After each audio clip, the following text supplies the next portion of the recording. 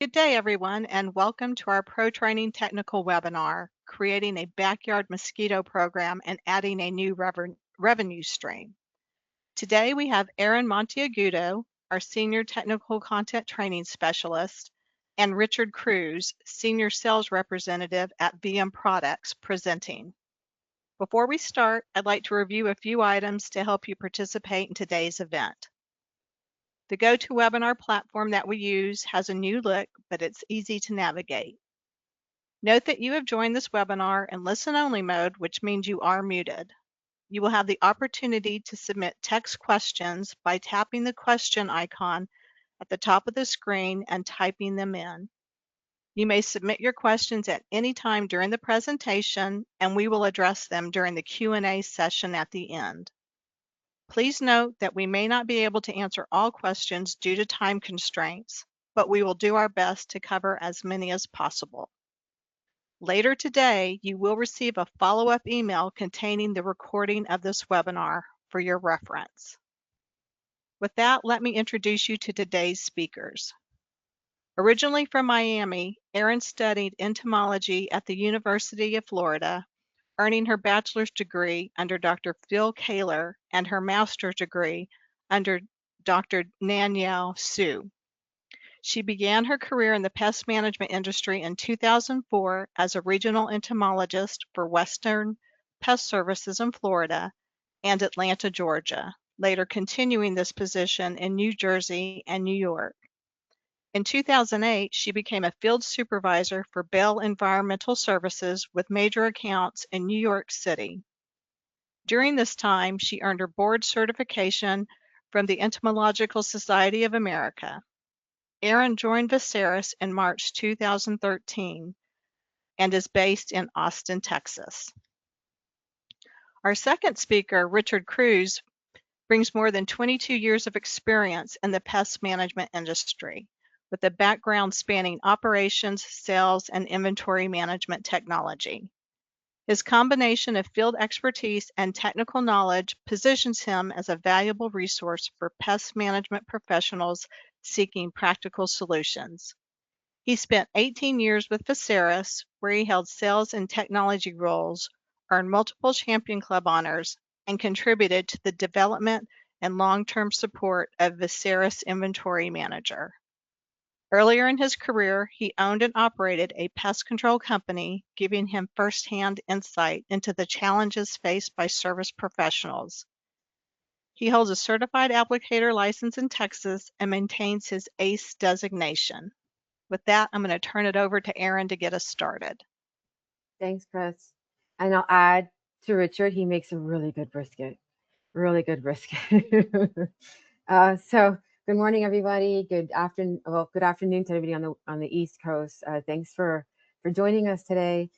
Just giving you a slight review over creating a backyard mosquito program, in case you've been thinking about it for a while, but you don't really know how to get started.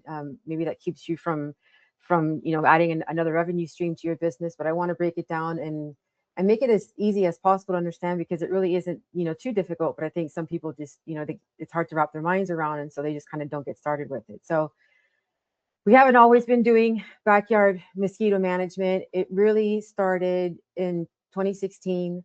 Back in 2016 is when the United States started having local Zika virus outbreaks in Florida.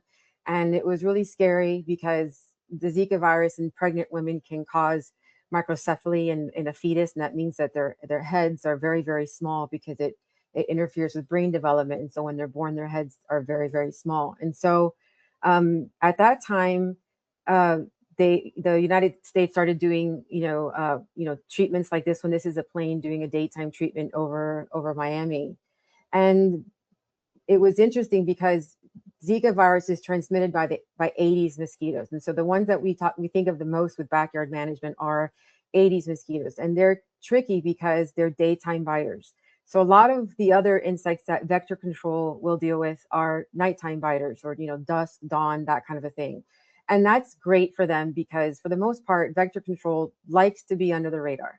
They don't really like people seeing, what they're doing, not because it's bad, but because, people, think like it's the same thing that was done, decades ago, and they don't run after trucks spraying things like they used to that time, but for the most part, they appreciate being able to kind of do things under the radar when people are in their homes. They're not out and watching their trucks go through the streets or watching these overhead treatments. But the fact that Zika was transmitted by Aedes changed all of this, because they have to do their treatments when the mosquitoes are most active. So that was in the daytime. But the thing with vector control is that they're doing public areas. They don't have access to private properties. And so they created a partnership at that time with pest control companies to get onto the properties, private properties, and help manage Aedes mosquitoes, because they're container breeders. And so this is the mosquito that we talk about, being able to breed in a very small amount of water and tipping over anything that's containing water on a property. Aside from Zika, which is not as much of an issue anymore, the Aedes mosquitoes in particular also can transmit yellow fever, which is not as much of an issue. Dengue, which if you've noticed in the news lately, has been picking up as local transmission. It's always had some local transmission in the Keys of Florida, but we have been picking up dengue as through local transmission, and that tends to be these tropical illnesses, along with chikungunya viruses, tend to be an issue in South Florida, Texas, and Hawaii. They can pop up in other places, but local transmission, they tend to be more of an issue in Florida, Texas, and Hawaii. But we don't have Zika virus making the news like it did 10 years ago, but we do have dengue coming up, right?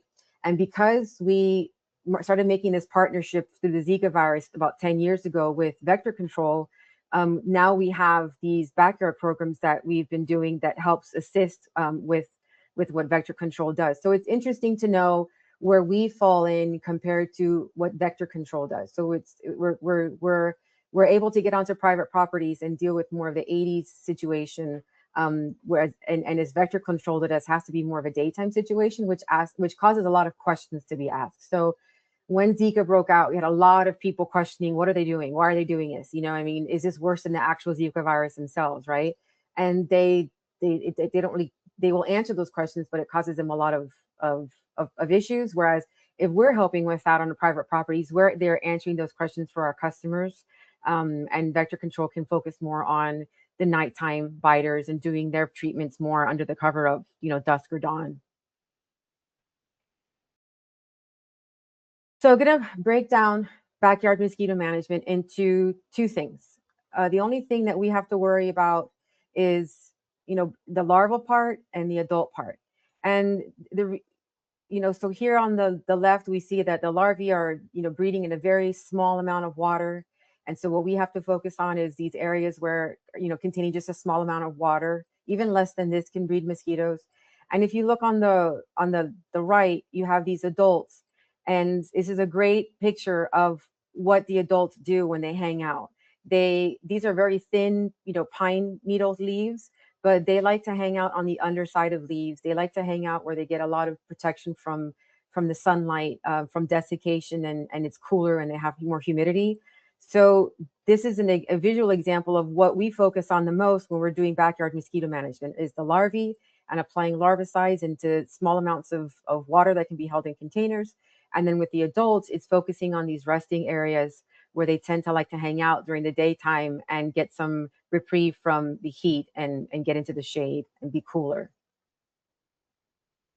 So larvicides are applied to standing water, or they're contained in larval traps. And so, there's a variety of things that are used on more of the structural side. You might be familiar with, mosquito dunks or bits, and what's in mosquito dunks are different species of bacillus, like BT, BTI, Bacillus thuringiensis. There's a few species, and the way that the mosquito dunks work is that they are a stomach poison, so they have to be ingested. So if you look at that inset picture of the larvae in this small container, you see that dark material at the bottom. That's organic debris, and that's what mosquito larvae feed on. And so when you put a mosquito dunk or bits into water, they break apart and they create more organic debris for the larvae to feed on, and so it acts as a stomach poison. One that you'll see is spinosad. Spinosad is an insect nerve poison, and it's produced from a soil bacterium. So this is a natural product. This is the active ingredient in Natular DT, which is a product that goes along with MosquitoCon. It is an OMRI listed product, so it is okayed for use in organic facilities. So that's good to know whenever your customers ask you, what are you using? You don't have to worry about it. Spinosad is probably the most natural product that you can be using, that you can use in these larval traps like the MosquitoCon. Other larvicides are insect growth regulators, or IGRs for short, and the most common ones on the structural side are pyriproxyfen and novaluron. Pyriproxyfen is very stable in sunlight, and it is a juvenile hormone analog, so it mimics a juvenile hormone and it keeps the larvae from pupating into adults. Novaluron is in Teco Pro, and that's newer to backyard mosquito programming. And that is a chitin synthesis inhibitor that works a little bit faster because it prevents larval stages from molting into the next larval stage. So instead of waiting for that time period where they're going to grow into pupate into an adult, the Teco Pro would actually affect them whenever they're molting into the larger larval stage. They are synthetic, they're not natural. So the reason they're considered less risk is because their mode of action is biological. So the hormone that it mimics, or the fact that it acts on chitin, those are not things that mammals have or need. And so the mode of action, because it's biological and it does not affect animals, it's considered less risk than other products, but not necessarily natural. They still are synthetic. So depending on your customers and what they're focused on, this is a good way to explain what it is you're using. And even if they're maybe worried about because the product is synthetic, you can always explain, well, the mode of action is biological, and these biological processes aren't things that mammals have, right? So it's an easy way to explain it to customers. And moving on to adulticides, the most important thing is to apply adulticides to adult mosquito resting areas. And I explained before, areas that are cool, shaded, and humid. And so this picture is an example of how adult mosquitoes like to hang out. They like to be under things. And that includes, dense vegetation, under leaves. So, they don't hang out on the top too much. They hang out under. It does give them some protections to being eaten as well, because they're hiding underneath things, but also under eaves because they're getting shade, and under eaves, under decks, in sheds or garages. So even though people might be in their sheds and garages a lot, it's still cooler, and sometimes they leave the doors open. So it's very common to find them hanging out in sheds and garages as well. And you might notice, I think in the last slide, I did mention Duraflex. Duraflex has pyriproxyfen in it. It does have a larvicide in it, but it also has an adulticide in it. So it is a combination product. And one of the things you want to consider with Duraflex, the reason why it kind of makes things easier, is you don't have to switch your tank. So basically, if you have Duraflex in your tank, you can apply it to areas that are containing a small amount of water and use it as the larvicide part of it. But you could also apply it to where adulticides are hanging out, and you don't have to switch the product that's in your tank. So that is the reason why we're showing Duraflex on both of these slides, because it is one of those products that is added convenience, because you don't have to switch products. The label allows you to use it in areas that are holding water, even though it has an adulticide in it. And then I'm going to explain natural adulticides, because anything, green can be anything. It just depends on what the person, what is green to you. I like organic things. I like natural products. But we do have these natural adulticides, and these active ingredients are mostly plant compounds produced to protect themselves from insects. Natural active ingredients can contain multiple chemicals with different modes of action, so it really helps with resistance management. In general, the adulticides provide fast knockdown and strong repellency in their vapor phase. And so even if, a lot of PMPs that are doing backyard mosquito management, even if they're using a synthetic active ingredient, will still add it with a natural adulticide, because what they're finding is these natural adulticides really, really help with the knockdown. And their numbers, they see that the numbers of bites, what their customers are saying, go down a lot faster when they combine natural adulticides with also synthetic adulticides. So that is the strength the natural adulticides have, is that fast knockdown and strong repellency. Another thing to consider if you're going to use them alone is that there are no pyrethroid or neonicotinoid restrictions with these. So you don't have to worry about, am I applying it to a place where water is going to flow and wash it out like a pyrethroid? Do I have to worry about blooming plants like I do with neonicotinoids? You generally shouldn't apply anything to blooming plants, but it's less of an issue with these natural adulticides than it is with neonicotinoids. Where they kind of lack is in their residuals. So since they don't accumulate in the environment, they can be applied close to water, but they have a weak residual. So the solid formulations tend to extend the residual. So the natural adulticides, while they don't have a great residual, that's where your synthetic products pick up, is with the residuals. But these natural products really help with the knockdown that we're not getting from a lot of these synthetic active ingredients. And then application, I'm sure you guys seen that, there's these backpack mist blowers. Why are they being used? Because they provide superior and efficient coverage. So they penetrate dense vegetation, which is that you're not going to get that from a regular backpack, compressed air sprayer. They deposit adulticide under leaves. So because they're blowing, whenever you blow up into a plant, they get to those underside of leaves better than the regular compressed sprayers. And they're able to treat large outdoor areas quickly. So a lot quicker than if you were using your regular backpack sprayer. So it is important, to use this kind of equipment, because it just makes it go by a lot faster and it's just way more effective. And then I'm going to close with letting you know that I'm going to add this web address to the chat area of our talk. Is that Veseris is trying to make backyard mosquito management as easy as possible. We're trying to break down that barrier that sometimes when we take tests, we're so psyched by the test, we're freaked out by the test that we just don't jump in and do it.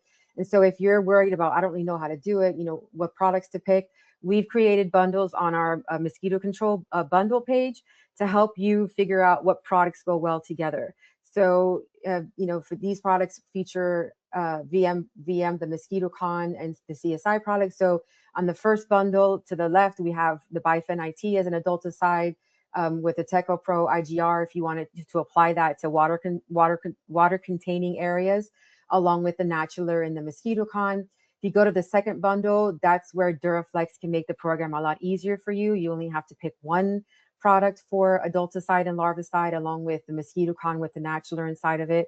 And then the last bundle, the third one on the bottom right, that's the natural program. This is 100% natural for those customers that want that, right? So with the natural active ingredients in clear and the natural spinosad that's in natural DT that's also allowed in organic programs, that is a 100% natural program for the customers that are worried about the products that are being used in their backyards. So with that, I'll turn it over to Richard so he can help with the MosquitoCon part of your program. Thank you, Erin. I actually learned a lot myself on that. So appreciate you inviting me to that. And I'm going to share a screen. And where we kind of segue into this is that us at VM, we developed a water receptacle for the spinosad tablet to be placed into. And what we focused on here at VM is, not only our tangible products, what we want to do is bring digital tools to the market to show PMPs how they can increase their backyard mosquito profitability out there, because your customer base is your strongest base to move this type of program into and start to build a really good organic growth for your business. So when I came over to VM, they were working on a MosquitoCon calculator. I got here and I kind of finished it out and kind of fine tuned it because I wanted to show pest management professionals out there how well you can manage this type of program using our MosquitoCon water receptacle with the spinosad and your adulticide treatment. Some of the times we often forget about the numbers, and I'm going to fill in some numbers here without asking a bunch of questions. So assuming I just had 500 customers that I was focused on, and I wanted to close 50% of those into one of those bundle programs that Erin talked about, into a mosquito program. And this would be a premium service that you would offer as a PMP to your existing customer base. And I added, let's just say 400 a year into a mosquito program, very similar to, to offering termite baiting or termite monitoring. This works in the same way. That rotto receptacle is there in place for those container breeders that Erin talked about, so that we break those life cycles. In the 80s, container breeder mosquitoes, and as the container starts to stagnate and dehydrate, then you get your other species of mosquitoes in there, which are your night biters or dusk and dawn biters, will start to lay eggs in the water receptacle as well. So looking at this from adding as a revenue stream to your backyard program, if we were to just add 400 a year, and we would service this station with the spinosad tablet. So the service would look like this. It would be one tablet in the first month. My second month, I would top the MosquitoCon off with water. My third month, I would actually add more water, add new tablets. So it puts it kind of on a 90-day rotation, so you can go to a quarterly service. A lot of times in the field, I get asked a lot, why does the evaporation not happen as quick as some of the other larvicide stations that are out there? It's because we made ours a closed container. The evaporation hole is smaller, as well as we don't have outside reservoir drinking from the water that is non-toxic to them, but we don't have raccoons, possums, and squirrels, that may be drinking out of the system itself, because it is a closed system.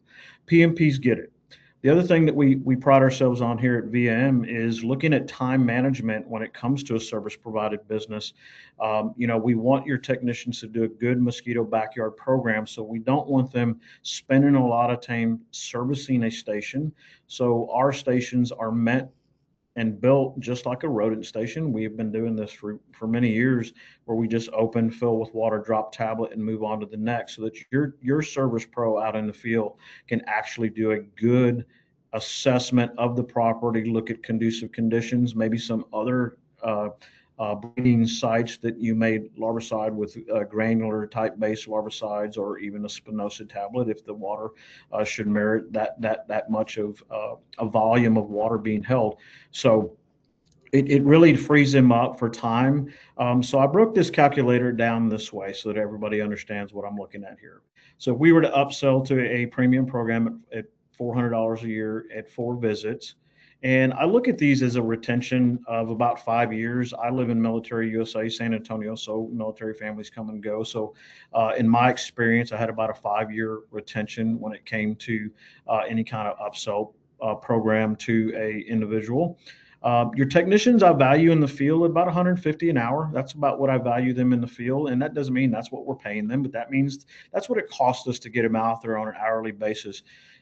And I always look at high side, rotational stuff.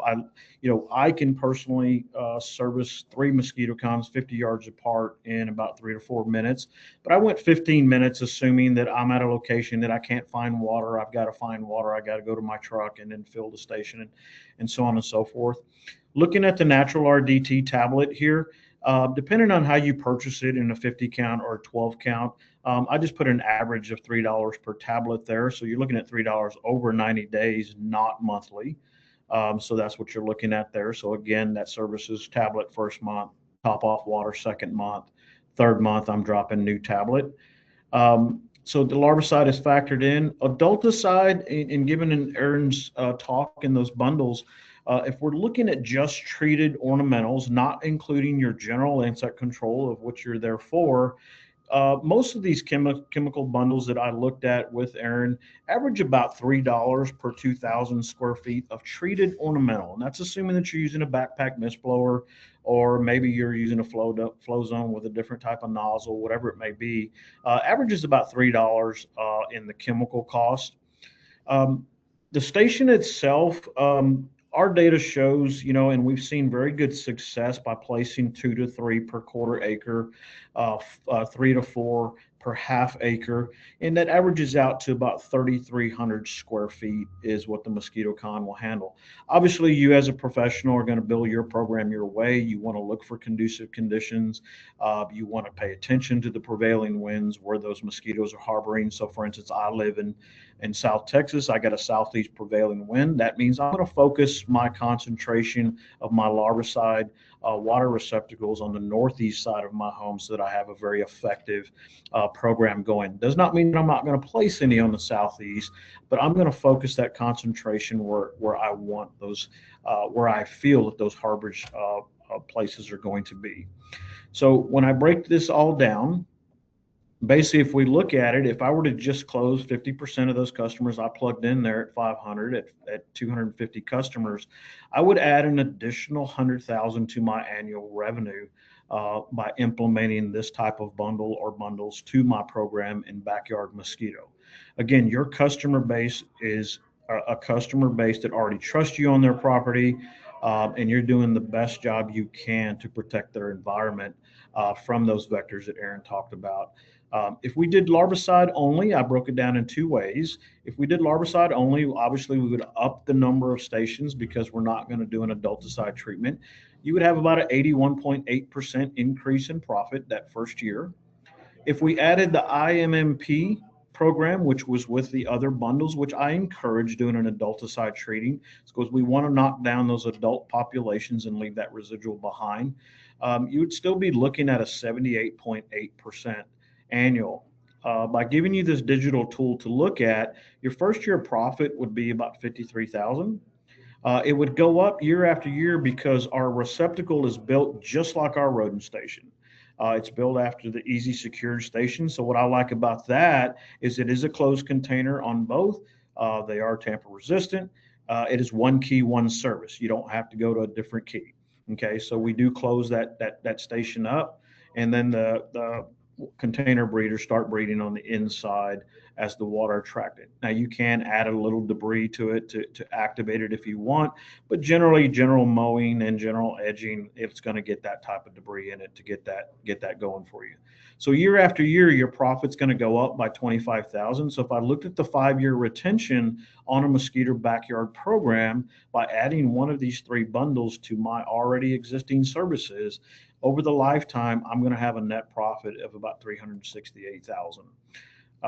So that's the calculator that we're bringing to the market, as well as a great water receptacle for container breeders to add your larvicide to the station itself.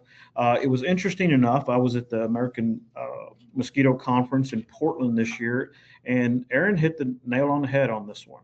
A lot of the mosquito districts and mosquito management municipalities were actually pretty happy to see us there at this conference because you're helping them in their program by adding these to residential homes to places, like Erin said, that are private properties that they cannot get to.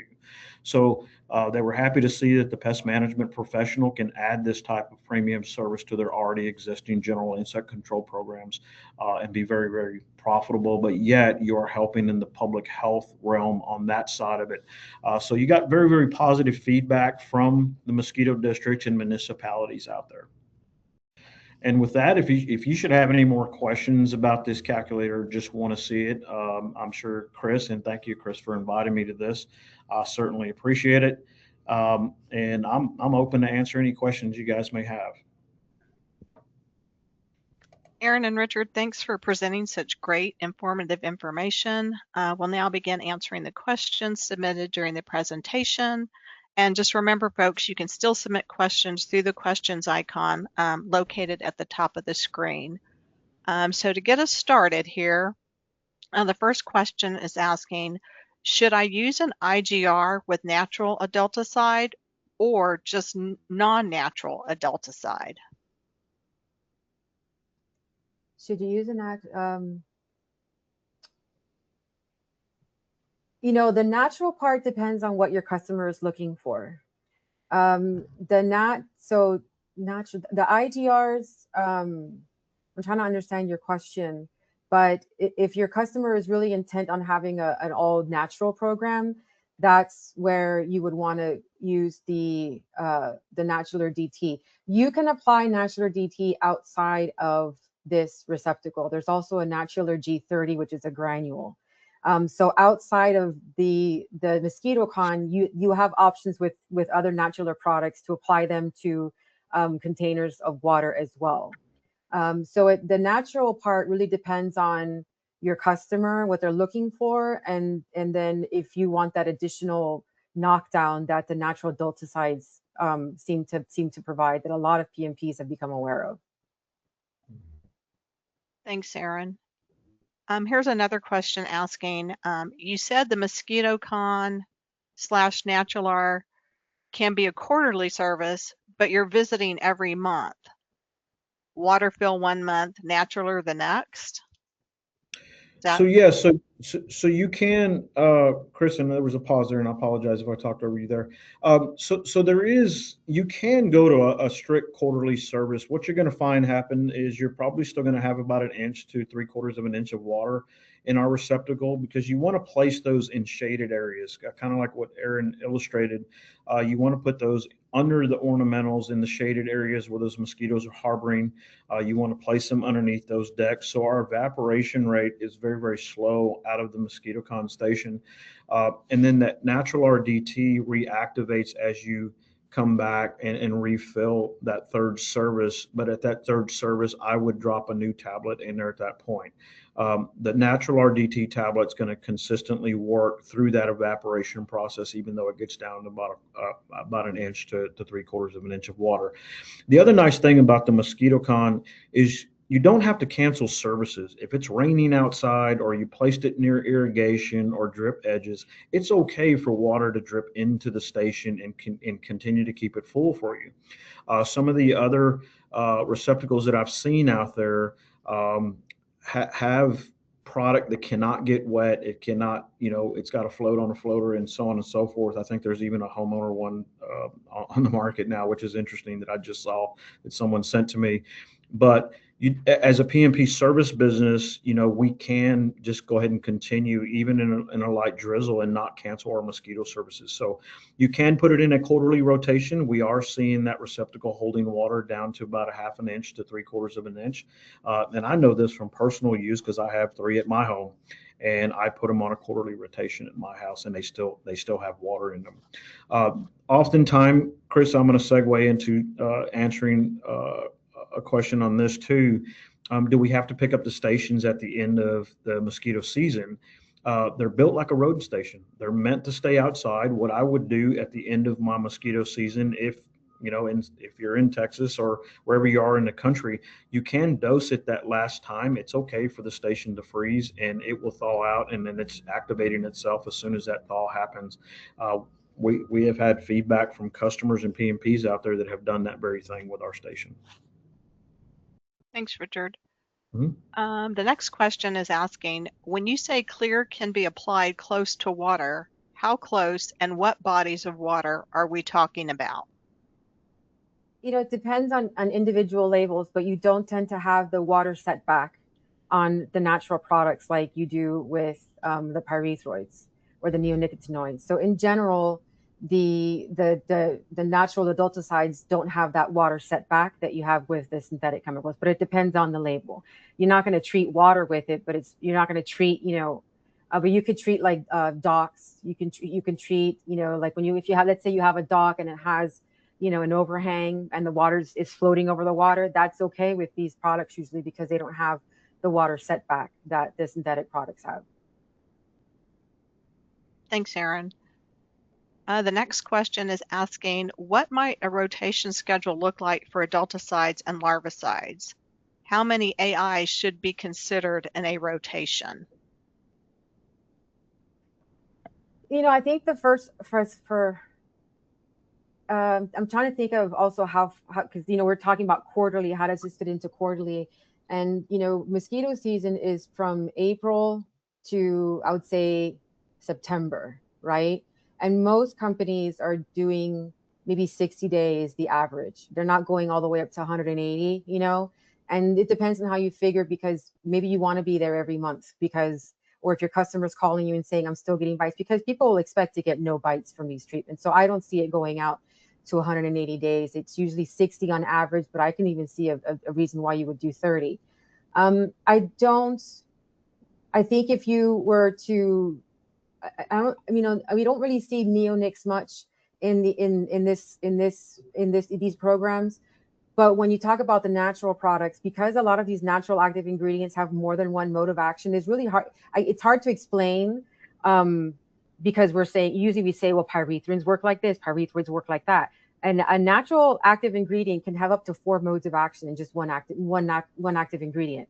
So rotation is, if you're thinking about rotation, the natural products definitely will help you there, where you don't have to worry about it as much. But you won't get as much of a residual out of them. So if you were strictly on natural products, you might have to go out every 30 days, if you're using those, because the residual is not quite there. But if you're combining your synthetic with a natural active ingredient, you have to worry less. You have to worry less about rotation, because, like I said, every natural active ingredient has more than one mode of action. They just have so many components to them that they're really interesting. Mm-hmm. One of the things that I'll put on top of that, Erin, is that you do want to follow your label. Your label will tell you that it's a 60-day. It'll go 60 days. It'll go 150 days. Whatever that natural IGR. Well, it's not considered a pesticide, an IGR. But I would just follow that label. If your program, the natural RDT, I believe, says 60 days. And that's why that third month you're actually filling and dropping a new tablet in, because you're following that label. But be sure and follow those label regulations in there. The container itself is just going to reactivate whatever's in the container itself.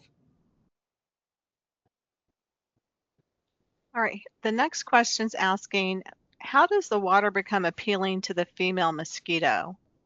All we are putting into the water from a potable source is a larvicide, but there's no organic matter in it, so it does not smell appealing to a female, so she will lay her eggs in there. Yeah, one of the suggestions with MosquitoCon is to put some, just grab some grass or leaves that are next to it and just stick them in the water. And that's the organic material that is in most of these containers that they're attracted to. Aedes, it doesn't necessarily like filthy water, like the Culex mosquitoes, like really filthy decomposed water. But if you have some, grass or leaves that are just next to that MosquitoCon, wherever you put it, and you just dump that into the water, that's enough to make it even more attractive to Aedes females. Right.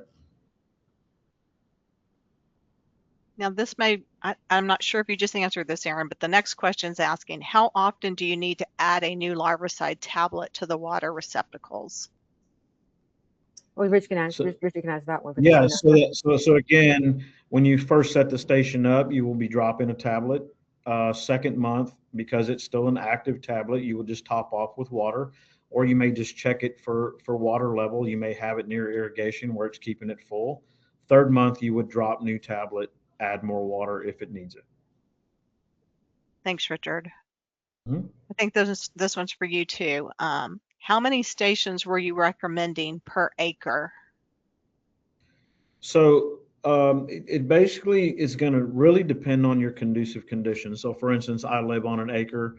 Um, Most of my ornamentals are against my home, so really I'm only protecting, a quarter of the entire acre. So it would be 2 to 3 stations, and in my property I have 3 in the ornamentals underneath those shrubs, and I'm getting really good control from that. But you're just really going to have to do an assessment. That's why I said, it was built like a rodent station. It gives you that time to really assess that property and make sure that you don't need to add other granular type larvicides to maybe French drains. Maybe you've got some gutters that are clogged and so on and so forth. But just kind of the rule of thumb, it's 2 to 3 per quarter acre, 3 to 4 per half acre. So roughly that, I guess that would break down to about 34 to 3,600 square feet is probably what one station would handle. But again, you got to look at those conducive conditions around your customer's home. Thanks, Richard. The next question is asking, how long should we service our area? I'm in the Midwest. December through February is basically mosquito free. How long should, oh, so yes, whenever your mosquito season is, if you know better than me in the Midwest, because I know, Phoenix is a really big mosquito area and it might be a totally different than Florida's mosquito season, but we would say across the board, it tends to be August to September. I'm sorry, beginning of April to end of September. But it could be different depending on where you are. But it tends to be, starting you want to get started in the spring, and by the fall, it tends to die off. Mm-hmm. Thanks, Erin. Here's a question asking, your competitors have an element in the water that make it smell, so it is more appealing to lay eggs in it. What? Yeah, that was addressed with just grab some clippings like grass or leaves. That's essentially what it is when you have organic material that degrades in water, it ferments a little bit. And so it's essentially the same thing what's in those little packets as just throwing some, leaves or grass into the water. Thanks, Erin. You just speed up the fermentation process is what you're doing in the stagnation of the water to make it appealing for her to lay her eggs because the larvae stage is feeding on that organic matter. So you can add some organic matter. What I'm seeing feedback from PMPs that have been on using the program MosquitoCon for some time now, natural glass clippings, edging, natural leaf fall off of ornamentals really starts to activate that station. I don't recommend on the third service or that quarterly service that you dump the station completely out. Leave that organic matter in there and top it off with water and keep the activation going. Unless it's just completely full, which I have not seen because of our leaf guard on top of the MosquitoCon station. Thanks, Richard. Here's another one for you. Are replacement parts available for the MosquitoCon? Example, a landscaper gets too aggressive with the string trimmer and breaks the red cage top. Can it be replaced? What about whole new lids? Yes. So when you get the station, the actual leaf guard is actually on the inside of the station, and you snap it into place. But yes, we can get you parts. All you have to do is reach out to VM, and we'll be happy to send you some leaf guards if you need them. As far as the construction of the box itself, like I said, it's built extremely durable, like our rodent station. We have not had lid replacement, and very, very, very few leaf guard replacements. It's built pretty stout. All right, here's a question asking about service. So it's a quarterly service, not monthly. And on the second, third, fourth visit, you just add water and so on? So you build your program your way. If you're accustomed to doing an adulticide treatment on a monthly basis, then obviously you would be uh, opening the station, uh, monitoring the station and topping off water if you want to. But if you go to a quarterly service, again, you're going to have a form of evaporation. It gets down pretty low. But again, you're taking care of your dust dom biters at that point because they like that little bit dirtier water, like Erin has talked about. So yes, the service again would be set up one tablet. Second service is just topping off water. Third service, third month, you would actually add new tablet, add more water at that point. I mean, see if you agree with me, Richard. I think it's pretty. I don't know how common it is to do mosquito service every 3 months. I think most people are going to get not as far as the station, but the station, yes, absolutely, you can do it every 3 months. But if you're out there doing an adulticide, um, I would say I would be surprised if you can go beyond 60 days.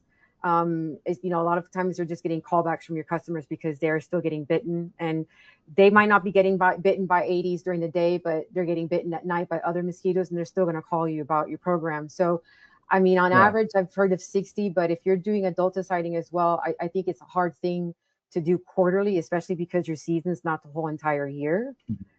It's definitely an opportunity to get out to a customer's house more often by doing, a backyard mosquito program.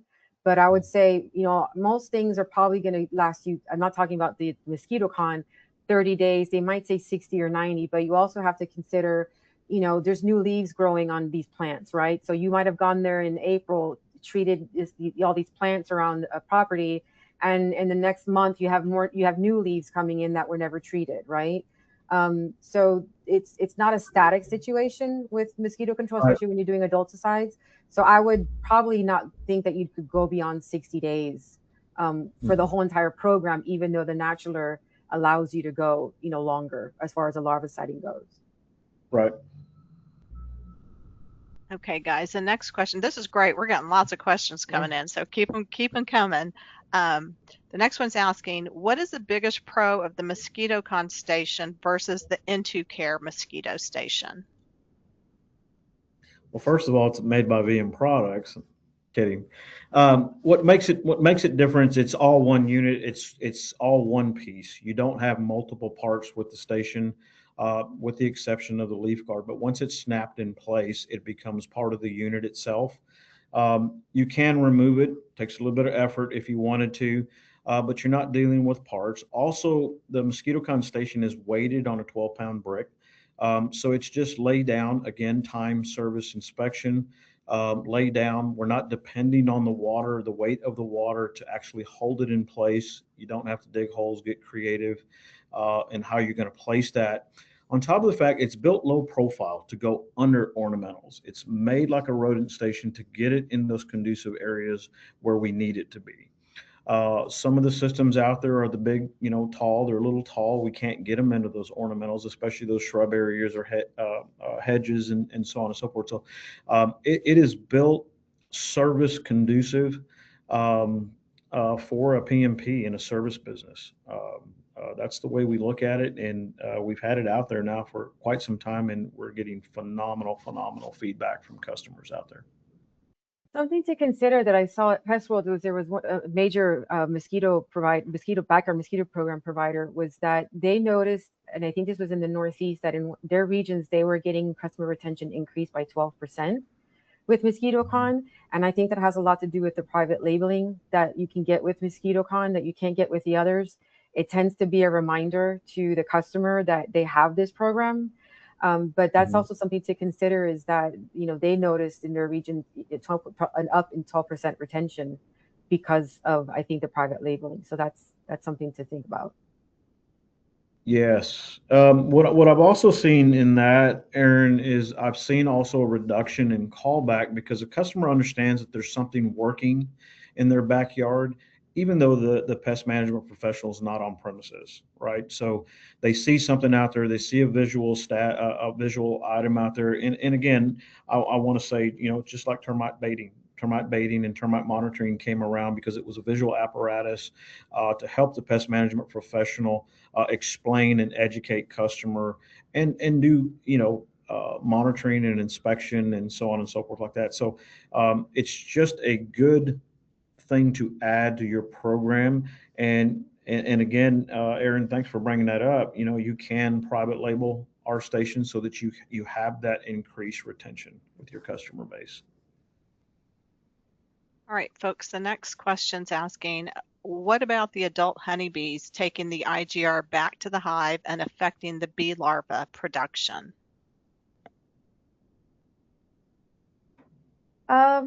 I think the general rule with pollinators is not to apply anything to blooming plants. So whatever it is you're using, the biggest, a lot of times with pollinators, it's because something was applied to blooming plants that was incredibly toxic to them and had an extended residual, right? But the number one rule is for pollinators is not to apply anything to blooming plants, even if you have weeds that are growing and they have flowers on them. So I think that alone minimizes the effect that anything that we use can have on pollinators. So that, otherwise you're not really going to have contact with bees, because that's just pretty much what they're doing away from the hive, is going to plants and pollinating and getting nectar and things like that. Mm-hmm. Which would be a good placement for MosquitoCon in a blooming ornamental, because the spinosad doesn't have a tendency to transfer through a pollinator. All right, here we go. The next question's asking, what pesticides are effective and long-lasting to use for mosquito treatments? You're going to get so many, you're going to get a lot of marketing from different manufacturers. And in general, you'll hear about an extended residual. And the interesting thing that I find about anything that says it has an extended residual, usually you look at a label and you have to read the label. And they tend to say you can reapply in 21 days, 27 days, 30 days, you know, and you kind of ask yourself, why is that if I have a 90-day residual or 120? And because the environment is not static. There's a lot of things going on. There's a lot of new growth going. I would not expect to go beyond 60 days. And for me, I really think it's about 30, no matter what you use. You have to kind of figure out what your customers are saying by their callbacks.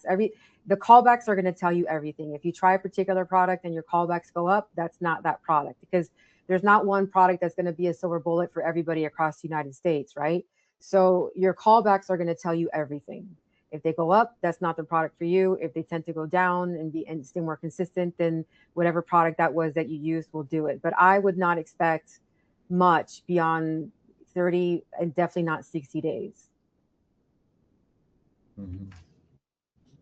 Thanks, Erin. The next question's asking, are all mosquito bait stations only suitable for container breeding mosquitoes or all species? The most you're going to see is, you're always going to see 80s. It's definitely mostly for 80s. You will find some that have added Culex to it. Culex, you could have some of them breeding on your property. Culex are the ones that are responsible for West Nile, but they like really filthy water. They tend to be more in like retention ponds, catch basins. So Culex, there might be some breeding on a property, but for the most part, they're breeding off property and coming into the property. But the most that you'll see with the containers are 80s and Culex. And beyond that, that's more vector control territory, you know, and floodwater areas, that kind of a thing. Thanks, Erin. The next question's asking, what is your suggested price per service? I'll give that to Richard. So you saw that in the calculator that I put that additional $100 a quarter. Again, I always put this back on the professional, the pest management professional. You have to build that program that's based around what's conducive for yourself. Obviously, you're going to have some equipment initially. So I would just, work with your Veseris rep, and figure out what that program is going to run you. And then, obviously, in our industry, we charge an initial for any initial equipment and stuff like that. And then look at time of service. I told you the technician's valued at 150. We don't want them spending a lot of time. We want them to do a good job and, spend that hour and 25, 30 minutes. We have to get to the next service. So again, I kind of put that back on you as far as, what to charge. But what I'm seeing averagely across the country, when I work one-on-one with somebody in the calculator, it averages anywhere from 100 to 150. It's just going to depend. You're going to know the property. Obviously, larger properties are going to be more than a smaller property. So you're just going to have to build it around that. But again, I'm open to visit with you on a one-on-one basis. If you would like to do that, Chris will share my information with you. Thanks, Richard. Mm-hmm. Here's a question asking, do you recommend a sticker? If yes, which one? So like an Sorry. adjuvant sticker? Yeah, so for mosquito backplaque, you want to use a non-ionic sticker, especially in the hot months. For me, we're spraying waxy leaves, waxy surfaces. You want that chemistry to lay out for yourself. And there's several out there. You want to be careful not to use a silicone-based one that is made primarily, or I shouldn't say primarily, but it can cause plant burn or grass burn if you use a silicone-based one. So you want to find you a good non-ionic.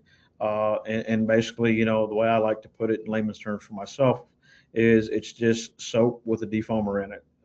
So you do in those hot months, especially when you start getting into those days that are, holding, 80, 90 at night, and the next day it's 100, 105. You want to add that surfactant to your mix. And again, on the surfactant label, just follow that label, whatever it tells you to put in there. It's very, very fractional, and you get a lot of bang for your buck when it comes to your chemistry on that. Thanks, Richard. Mhm. This next question's asking, what are your thoughts on using fish emulsion? Is that doing too much to attract them? I have never heard that before. The organic debris that they're feeding on the larval stage is usually enough. I'm not sure. I don't think I've heard that question before, fish emulsion, what that would add to it, because they're being attracted to the stages of fermentation is actually an early stage of decomposition. So they're really attracted to the fermentation of the organic material. This usually tends to be plant matter in the water. And 80s really, it's more about the water itself. I mean, it does need some organic material so that the larvae can feed, but they are more about the water itself, because the whole reason they're in containers is because that water could empty out, but their eggs are still there and they can survive if the water comes back up, right? So it's not about the funkiness of the water so much for 80s as it is for other mosquitoes. Right. All right, guys, here's a question asking, do you always recommend to dig so the mosquito stations are a little more in the ground, or can we just set them up exactly like a rodent station above the ground? So you would set them up above the ground. Don't add any extra labor to yourself. The 12-pound brick naturally, is just going to set itself into the pavement, just like a rodent station, or set itself into the ground, I should say, just like a rodent station. So don't go through any extra. We made that MosquitoCon so that you can just set it down and roll to the next stop. Okay, guys, let's see. We still have a few more minutes, top of the hour. This has been great. Lots of questions coming in. I just put Richard's contact information in the chat. I will also add Erin's here in just a moment as I'm toggling back and forth with questions. But this next one is asking, Richard keeps saying to drop a tablet in every 30 to 60 days, but I thought this Natular tablet is meant for quarterly treatments, which would mean it's lasting 90 to 120 days. So again, the rotation is tablet the first setup. Second month is top off water. Third month, you would drop a new tablet, add more water in that 90-day interval. Does not mean you're not going to come back in 60 days, but you're just adding water on that 60-day treatment, as Erin specifies. So the tablet itself will go 90 days to 120 days, but you do want to add it to that rotation in that manner. Okay, thanks, Richard. Let's see, bear with me one moment. We have time for just a couple more, it looks like. Let's see here. Great interaction. Yeah, very good interaction. Can you tell how well each station is working or not working, like if it's in the wrong area, that kind of a thing? That's tricky because it's normal to still see live larvae in there because of maybe the eggs might have been laid and when they hatched. So you'd see a mix of both, maybe some dead and live larvae. So it's hard to say because it's normal to see some live larvae in there, and they might just die off when while you're not on your visit. But otherwise, the evaporation would be part of it. It would give you a sign that if it's happening too fast, maybe it's in a spot that's not right for it, not in a shady area. But it's hard to say based on live larvae that are in there, live or dead. Mm-hmm. All right, thanks, Erin. Let's see, we're almost at the top of the hour, so let's just get one more in. And again, folks, I have included both of their contact information, so you can always shoot them an email and continue the conversation, or always reach out to your Veseris representative, of course. Let's see here. Do you know if Clear is available in Canada? That I do not know. I'm not going to assume no, but I can, maybe that's something that we can look up. And I don't know, Chris, do we have things that we post to the webinar afterwards to answer people's questions maybe? Well, I know yeah, we'll have a report come through so I can let you know who that person was that asked the question. I know there's a Clear 76 for Pennsylvania in particular. There's a Clear and a Clear 76, but I don't know about Canada. Okay. Well, folks, with that, it is the top of the hour, and we do want to be sensitive with everyone's time. This was great, and we so much appreciate you for attending today's webinar. Like I mentioned earlier, later today, you will receive a follow-up email with a short survey and the recording of today's session. We would appreciate you sharing your feedback. And so on behalf of our speakers and Veseris, we sincerely thank you for choosing to spend your time with us today. Have a great rest of your day, everyone. Thank Bye you. now. Thank you, Chris. Thank you, Erin. Thanks, Richard. Bye-bye. Bye. Bye, folks.